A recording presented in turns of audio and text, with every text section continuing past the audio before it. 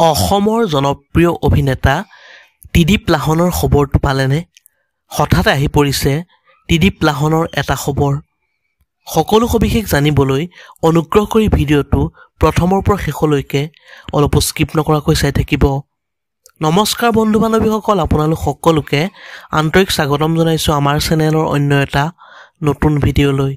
অসমৰ জনপ্ৰিয় অভিনেতা ত্ৰিদীপ লাহনৰ আছে এটা ভাল খবৰ। অনুৰাগীসকলেও সামাজিক মাধ্যমত ত্ৰিদীপ লাহনক শুভেচ্ছা জ্ঞাপন কৰিছে।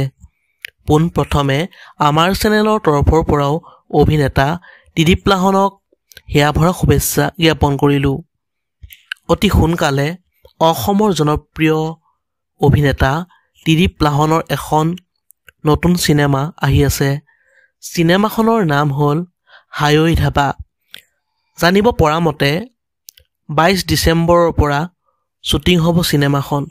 আহিবলগীয়া ছবি হাই ঐ ধাবা এখন ৰোমান্টিক কমেডি চিনেমা হ'ব বুলি জানিবলৈ পাইছোঁ।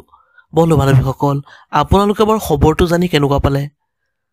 বা অসমৰ জনপ্ৰিয় অভিনেতা ত্ৰিদীপ লাহনৰ অভিনয় চাই কেনেকুৱা পায় এটা কমেণ্ট কৰি নিশ্চয় জনাব। অন্য এটা নতুন ভিডিঅ' লগ পোৱাৰ প্ৰতিশ্ৰুতিৰে আজিলৈ বিদায় মাগিছোঁ। ধন্যবাদ। জয় আই অসম।